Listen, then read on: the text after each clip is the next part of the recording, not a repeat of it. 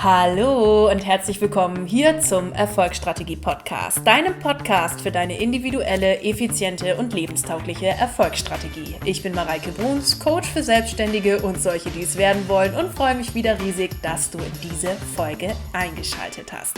Ihr Lieben, ich habe heute im ERFOLGSSTRATEGIE Podcast einen ganz besonderen Gast bzw. eine ganz besondere Gästin bei mir.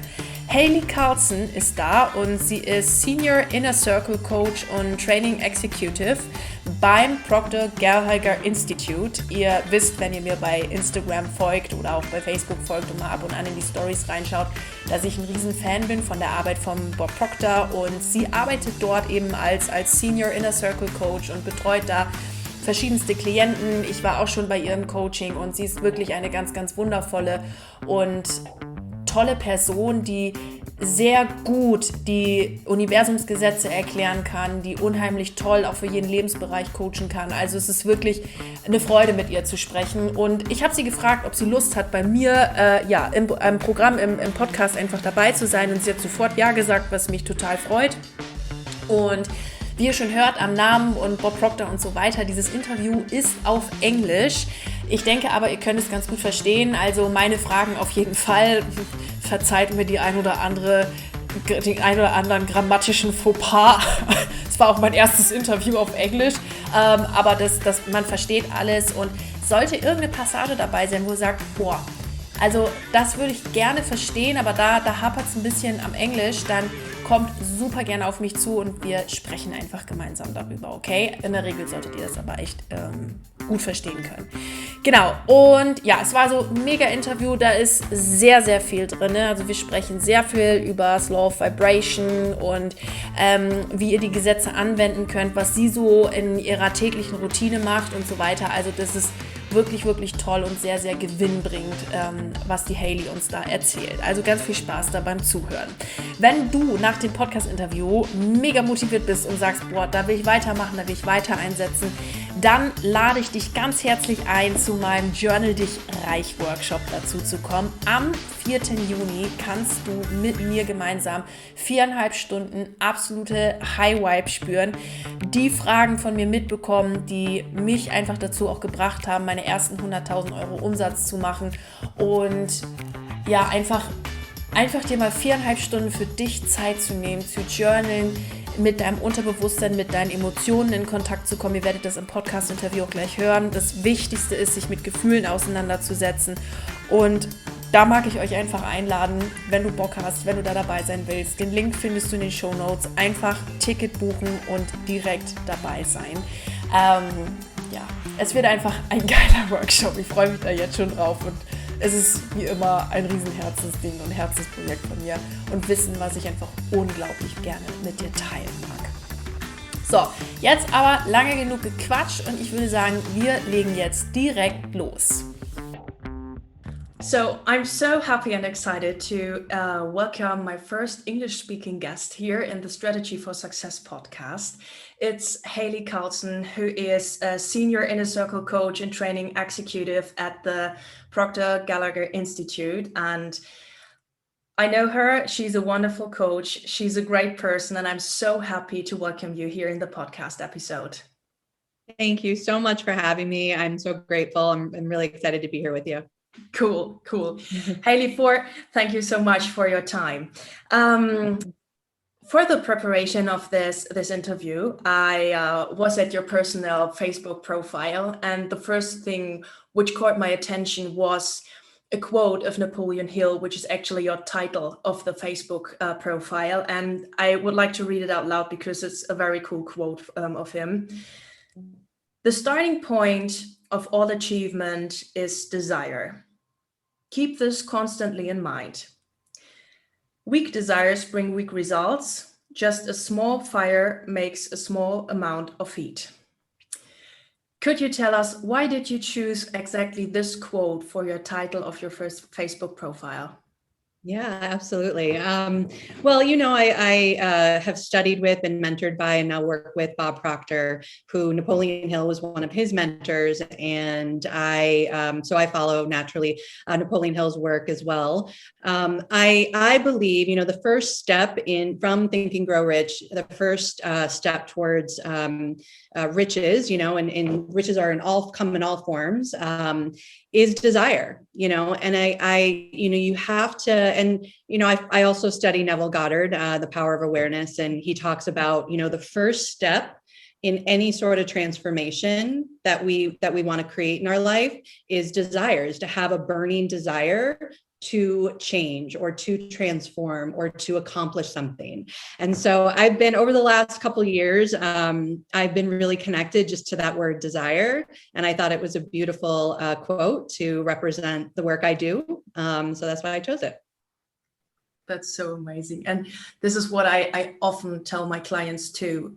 If you want to have success, if you want to really reach something, you have to listen to your desire and lift up your standards, what you want to have. And I think this is really a master key for success. Mm-hmm. So I think you are or did not always study this material in your life. Where in your life was the turning point, or the point where you decided there must be something else, there must be a world there? Where was your desire so big? I do not know whether the grammar is right, but when did you start to study this material, and which situation of your life bring you to this? Yeah. It's funny looking back now. I've gone back to even like my childhood, and I always would ask those questions, mostly to myself. What's the meaning of life? What is our purpose here? Without life, like, what is there? And I've always, again, it was never intentional. I was not studying universal laws. I was not studying personal development or mindset. But even, as I got into my early 20s and I moved to New York at a very young age, I was always kind of going for something that was bigger than me, something like a lot of, always kind of striving for the unknown, or wanting to create something for myself. And so I did that through my 20s, through my 30s. I've always been fortunate. Now I know it was that I was an unconscious competent, but I was always fortunate to always work with and for the best of the best in any career or business industry that I've been in. And it wasn't until, though, my mid to late 30s that I had been in corporate America for over 20 years. I started on Wall Street in New York, and then spent the majority of my time in media and entertainment, climbing that corporate ladder, doing the grind. And I was always kind of chasing success, right? And I got to a point in my career where the higher I went, I realized it was like a light bulb went off. And I realized that the higher I went, the more unfulfilled I felt. And I was watching and noticing everyone around me too, not just the teams I was managing, but, my peers and my, the C-level executives that I worked with, that there was just this, a lot of anxiety, a lot of stress, a lot of burnout, a lot of, that created unhealthy conditions, health-wise, personal-wise. And so that's when I started to ask myself the question, like, there's got to be something more to this. There's got to be something more. Like, what am I really meant to do? What am I really meant to be, have, create? So I started this journey of, doing different courses, doing different certifications. The thought that I had was, what's the complete opposite of what I'm currently doing? And that was health and wellness. And I have always been passionate about health and wellness. And so that's when I started this 3.5-year journey of, trying to get out of corporate and figure out what my purpose was, what my passion was. So that's really when it all started. So cool. What a phenomenal story. And how much courage it takes really to say, okay, now I will do something else. I will just change it. And this is awesome to hear. And thank you for sharing with us. How would you say after studying this material and after becoming a Bob Proctor coach and a coach, how did your life change? Yeah. So after the 3.5 years, I had at towards the end, I never felt really ready to go out on my own. I don't know what it was. I became within that time frame, I became an integrative health and wellness coach. I studied traditional Chinese medicine, Reiki. I became a yoga instructor, meditation, after that whole time, and there are countless other certifications. And it wasn't until though I kind of got to this point where I'm like, am I ever really going to be ready to take that leap? And I was introduced to Bob through a friend and colleague at the time, and through one of our programs. And that's when things really started to come together in my mind. First, it was kind of like those dots started to get connected around how I had been getting the results I was getting up until that time. And the light bulb went off around, oh, well, if that's how I was getting those results, I can take control over my future too. So I honestly, it's so simple, but I just started thinking differently. And through that, then through getting mentored by Bob, through, doing different programs with PGI as a client first, everything changed. Like literally everything changed. I first, within 3 months of working with Bob, I was able to leave my day job, go out and start my own business, my own health and wellness business. 4 months after that, I had turned what was my annual income into my monthly income. And then I just fell in love with the material, the process, the teaching. And I knew I wanted to coach this the rest of my life. And so, my relationships improved, my health improved. I released, over 20 pounds of weight that I didn't even know I needed. I was holding on to. And honestly, though, like the best thing that came from it was the person I became and I'm becoming. We're always all becoming, and my relationship with myself. Yeah. I healed old wounds and past trauma, and I really started to like the person that I was for, I think, maybe the first time in my life, to be honest.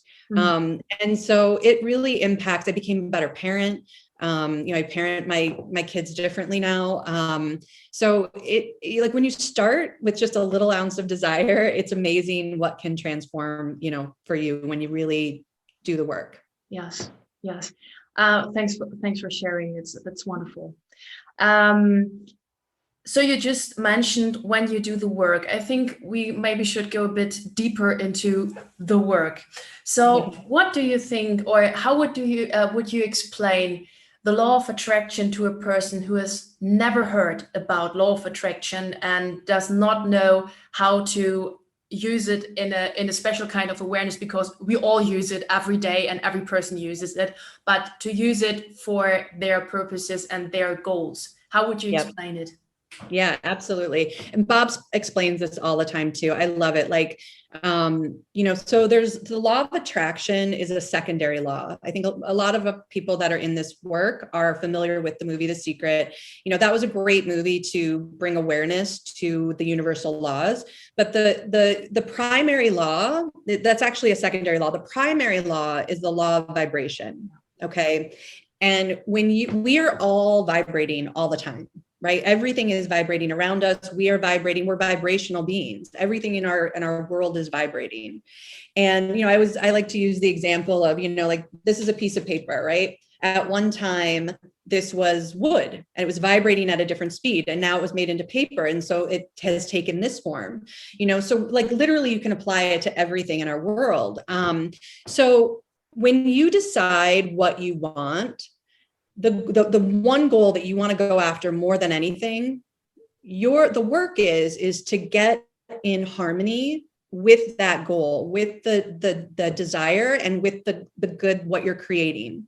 So first is the law of vibration you should work every day to get on that frequency of your goal, and really create a feeling within you to start to attract to you, what it is that you want. And actually, like when you have the idea, the process has already started. But to really speed up the process, that there's some steps that are required to take and exercises and work, to do in order to attract to you what it is that you want. Yeah. Oh, that's a beautiful explanation. I really love this example with the piece of paper, with this different vibration. It explains this so well, and I think we can just have this picture in mind for us and our goals, so that we have just to be in another vibration. And the cool thing is, and this is what I love about the law of vibration, is that we can manage this vibration. We are not with our thoughts, and this is so cool. And I am so grateful for that I am a human being who can manage the vibration with the thoughts, and that's amazing. That's amazing. Yeah, I mean, when you think about like the power that we have locked up inside of us, we all have it. It's a gift. And we can apply it to everything, to our finances, to our health, to our relationships. And the thing is like, when you're feeling good and when you're not. And when you're feeling good, like, I think that we all want to feel good, right? I think we all, that's a human desire. And so when you're feeling good, just know, like, build that belief and confidence that you're on a different frequency. You're on a higher level frequency versus a lower level frequency. And there's a big difference. And so, doing that work every day through your study, through your affirmations, through whatever, coaching that you're doing, is a part of that work to help get you and keep you on that frequency. Yeah. That's so cool. You mentioned at the beginning of the interview the work of or the book, The Power of Awareness. I can't remember the name of the author. It was Neville Goddard. Yeah, thank you. And I have seen recently a post from you where you sitting on the couch reading the book of him, and I think this is a really just right there, a book which I also highly recommend because it helped me a lot. And this, I think, this is sometimes a bit tricky, and that's my next questions to you. So I think there are many people who understand in theory the law of vibration and the power of awareness and how powerful we are as human beings. But then they learned it, go back into their daily life, and then there are the children, the dog, the grocery, the whatever, blah, blah, blah, blah, blah. And we're not always in this state of power of awareness. I mean, you're a great coach, you're a mother, you have a family. When we see your social media accounts and so on, we see with you, with your family, with your kids and so on. How do you practice, and what are your tools for the power of awareness in your daily life? Because I think this is sometimes very challenging. Yeah. You're totally right. I mean, it is, because most of us are we're not brought up learning this material. We are programmed to operate and live from our five senses, from the outside in versus the inside out. And that's just how most of us have been raised. And so we're conditioned to look at, our bank account or the relationship we have with our kids, or, even if you go back to when we were younger, the report card, and we're living like the report card tells us, what kind of student we are. But really, in reality, it doesn't. I did pretty well in school, but once I got to high school, honestly, it wasn't as big of a priority. And so, but that didn't mean I wasn't smart, and I learned that many years later. So it's just know that it's very common, I think, for people to just accept that, okay, like this is how I am. But what I've done to integrate this into my life is, the first hour of your day is everything. Like how you set up each day is so important. Before I even get out of bed in the morning, like I now I don't wake up with an alarm anymore. I just naturally wake up usually around 4:30. And so I have this like quiet moment really even before my eyes open. And the first, thoughts that I have are, I ask myself two questions, like, who do I want to show up as today? And who do I want to help and serve today? And that's tied to my purpose, so even before my eyes open. And then I, every so often I'll mix up my routine, but my routine right now is then I wake up, the house is still quiet, my kids are still sleeping. I put my earpods in and I listen to affirmations. I've recorded myself with some beautiful music in the background, with affirmations that are in alignment with the person that I'm becoming at having achieved my high level goal. So then I go about and make the coffee and everything. And then I go right into reading. I love like reading first thing. Then I meditate usually for a minimum of 20 minutes. And then I'll write my goal 5 times. And then I will do my physical workout, usually yoga in the morning. And so that's how I set up my day. Okay. So right away, like I'm coming into the day with a mindset. And then I start making the lunches and the breakfast and everything for the kids. And, I still have something going on in the background, but I would say overall, if you think of it, like you want to integrate things throughout your day. So I always have like the book that I'm studying next to me. If I have a moment, like a break in between client calls, I'll put in, I love right now, I'm also studying Earl Nightingale's The Magic Word, which is a quick 14-minute, I just pull it off of YouTube and I'll listen to that like while I'm making lunch or just, taking a mental break for, 15 minutes or so. So I find little ways and little tools. Like I have my vision board. I have, my why is a picture of my kids right up next to my workspace. So I have little tools throughout the day that will because life will pull you off track. It will, just accept that. Don't beat yourself up when that happens. Just stay neutral and pick your tools and which is what we do in coaching is we help our clients, right? Like come up with all these tools to help keep them on track towards their goal. Yeah. So, and then I have an, end of the day routine as well. That includes and again, I mix it up ever so often, but the key is to find what works for you and then keep it fresh so that you'll know when it's time to mix it up. Does that answer?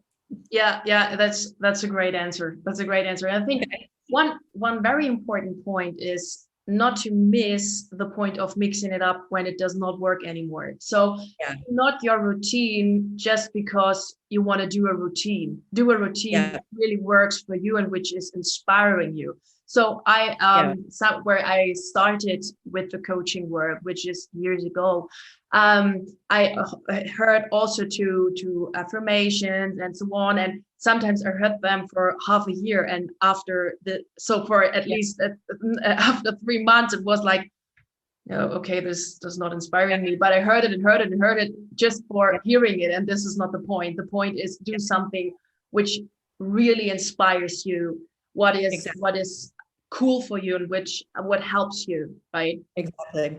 Yeah. And I think a new study, and for people that are just getting started, in the beginning, you are willing yourself to do these things because they are not what most people do. Like they feel silly in the beginning sometimes, but the process works. It works 100% of the time if you work the process. And I think a new study just came out that I think it used to be like 30 days, but I think now it's like it takes 66 days to form a new habit. So I would recommend like anyone just starting out, like make a commitment to yourself. Like even if it feels silly, I used to do this exercise where I would write with my non-dominant hand, like one affirmation. And it took me probably easily 50 plus days before it dawned on me, like why I was doing that exercise. And then that awareness shift, I didn't feel like I needed to do it anymore. So you've got to, everyone has to figure out what works for them. Yeah. So cool. Thank you for sharing your routine and your thoughts regarding that. Yeah. So I would love to go on the point from switching a routine for a new inspiration a bit deeper. I want to go a bit deeper there. So sometimes you feel stuck, I think. So there's a feeling of universe is always working for other people, but not for me. Sometimes it feels like that, although, of course, universe is always working, always working. But do you have an advice for the audience here? What you can do when you feel a bit stuck?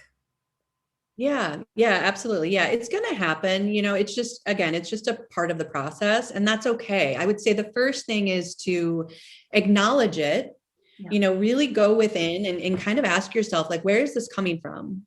And don't judge yourself. Again, like, stay neutral with it. Like, the worst thing we can do is be hard on ourselves if we're not getting results, or we're not, we do feel stuck. But just know that there's always that law of polarity, right? There's always, like, if for as stuck as you might feel, like, there is always going to be that upswing. And acknowledging it, having the awareness and being honest with yourself, I think, is usually the first step. Okay. And then, go right to what is going to motivate you and raise your frequency. Everyone is different. Like, for me, it's music. I love music, and it immediately switches my vibration. Sometimes it's going for a walk outside or a quick run, or I have like this mini trampoline that I love, like, it's right here in my office. And I love, like, just to, like, find an edge, find something that's going to shift that vibration, that, get you on a higher frequency. Sometimes it might just be like taking a shower or changing your clothes, So the other thing too, and I think you and I talked about this recently, if you're feeling down, if you're feeling like, if you recognize that you're on a lower frequency and, you have that stuck feeling, go and help someone else. Like, go. There are so many people in this world that need a little, even just a little bit. It could be a compliment. It could be like a genuine one. It could be, just go and help someone else. Go talk to a friend. Go, there's so many different things we can do, but that right there, like, paying it forward, the impression of increase will win every time, because that will always come right back to get you, feeling better and feeling unstuck. Absolutely. Thanks for sharing your thoughts. So there's one last question I have for you, or maybe two questions. So what do you think is the most important thing to know in terms of law of vibration? It's all in the feeling. Like Neville Goddard said, it's the secret is in the feeling. There's a whole book on it. So vibration is like, when you're in a good vibration because of how you feel. And when you feel good, that's when you're able to attract, like, pull what it is you want quicker to you. Your goals, you're able to manifest quicker. And it's all about feeling good, right? Like I think I said it, but the setting goals is like an easy way to relate to a lot of different people. Like, we might not know we have a goal, but a lot of us have, like, wants and things that we desire in our life. But the goal is great, but it's about, like, who you become in the process, and who you become. It's all related to how you feel, how you feel, again, about yourself, about your environment, your relationships. And I would say that that's everything, is the feeling is in the secret. Yeah. Do you have some success stories which you might want to share, maybe your own or of your clients who successfully worked with the law of vibration and this feeling stuff? Gosh, yeah. The one that comes to mind is a client of mine, actually an artist in Canada, who and she has shared her story on some of our client coaching calls, so I'm sure she'd be fine with me sharing it. But she, had a goal to attract like a certain type of studio and a certain type of business, and that she hadn't done before. And we were working together, and I told her it was very simple. I said, I only want you to focus on what it is you want. Don't give any energy to how this outcome could manifest at all. Like it is so simple. And, she called me like a couple days later, and I not only did she get like the studio for next to nothing, but the salary they were giving her was like, I don't know, triple, I think what she had wanted, or double. So that's what it's about, like creating those small wins and stacking them on each other, it's even, honestly, like some of the small, this is a good story. So I have had a goal for a while of getting a new Range Rover. Okay. A type of car. And so I was in a car accident a couple months ago, and which was obviously not a fun thing to deal with, but the body shop that I was working with to get the repairs on the Jeep that I had been driving in the accident, it turns out like I was on the phone having a conversation with the owner, and he happened to tell me this story about how he helped a client out, put her in like a new Range Rover, the same type of car, and how his cousin works for this dealer. And I have been like on my vision board, is this certain type of car that I wanted to manifest this year. And it's so long story short, like he ended up hooking me up with his contact, and I'm in the process of closing on that car right now. But it was because like it's been in my imagination. The picture's been in my mind since the start of the year. And so it just, even like those small little idiosyncrasies, I like calling them like winks from the universe. When things like that happen, it's kind of like, oh, you know to like listen a little harder, or listen, yeah. And like the universe is working for you. So yeah. Awesome. So now this leads us to the really last question. Yeah, so you just told us one of your vision is this car. Would you like to share with us, what are your personal visions, your personal goals? What do you want to achieve? Yeah, absolutely. I mean, I have on my vision board, and I'll be honest, like it took me a while to do a vision board. I thought it was kind of like in the beginning, I don't know, it felt kind of elementary. It felt silly, to be in that imagination, but I am a big visual person. And so once I started applying that and really putting my heart into really thinking about what I wanted to create. Mm-hmm. So like on my vision is definitely that car. It's definitely like I have a number of clients that I want to help and work with this year. I have vacations that I want to take with my kids. I've already taken one this year with my daughter to New York. I do, I have a financial goal, which is up on my vision for like a monthly goal. I have, there's a charity that I donate to that it's called the Unstoppable Foundation, where they build homes in Africa. They build schools in Africa. And the organization used to take trips prior to the pandemic to go and work with the community there. And so that's been a goal of mine, to take my son. So I think eventually that's on my vision board. Just think like really every aspect of your life, I would recommend like touching on the kind of relationships you want, the health you want. I have a yoga goal. There's like a certain pose in yoga that I want to master this year. So I know it's like the small things, but it's all about, I'll tell you this, like it's all about, a lot of us, when we start with this goal setting, we think of the goal and not from the goal. And there's a difference, you and I have talked about this, and like, when you think of the goal, you're disconnected from it. It's a different energy. Yeah. And when you think from the goal, you're thinking from that place, from the end. And so that's what the vision board does for me, is it immediately, or the self-image script, all the different, ways of study, it brings the future into the now. It brings like what you're desiring into the now. So yeah, beautiful, so cool, and thank you for sharing this. I think the audience will have a very high vibration after hearing. Good. Yes, and I think one tool which really raises up your vibration is to study all the material, study your coaching material, whatever, or reading books or whatever, just to really train this higher level of awareness and train the power of awareness and really recognize it. Be open for it. Be open for the miracles in your life and for the work of the universe. Yeah, absolutely. Yeah. I mean, I would say awareness is everything, right? Everything in life is conscious awareness. And the only way to get awareness is through study.